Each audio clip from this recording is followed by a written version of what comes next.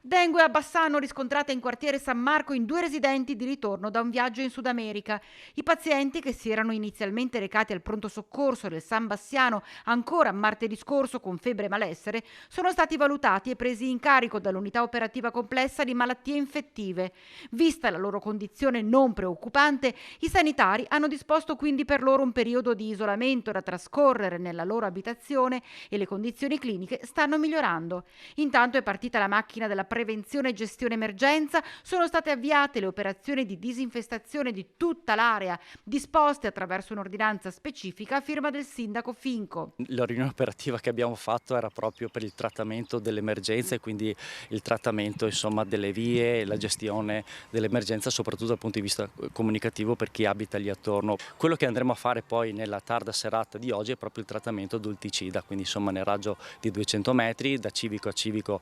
stiamo provvedendo a segnalare ai residenti che verrà fatto questo tipo di trattamento per dare il giusto avviso e anche le istruzioni, insomma è il caso di tenere chiuse le finestre durante tutto il trattamento e se poi il giorno successivo qualcuno all'orto va a prendersi la verdura di lavarla bene, insomma, perché sono comunque prodotti chimici. Il provvedimento ha lo scopo di eliminare la popolazione di zanzare che in quell'area potrebbero essere potenzialmente vettori della malattia. E ancora Viero ricorda come non sia la prima volta che si presenta un caso di febbre dengue a Bassano. Più o meno nella stessa zona 2 anni fa abbiamo trattato una stessa emergenza, mi pare anche 3 anni fa, è la terza volta sostanzialmente che come Comuni di Bassano e ovviamente in sinergia con l'US trattiamo un caso del genere. E secondo lei il pericolo aumenta di anno in anno?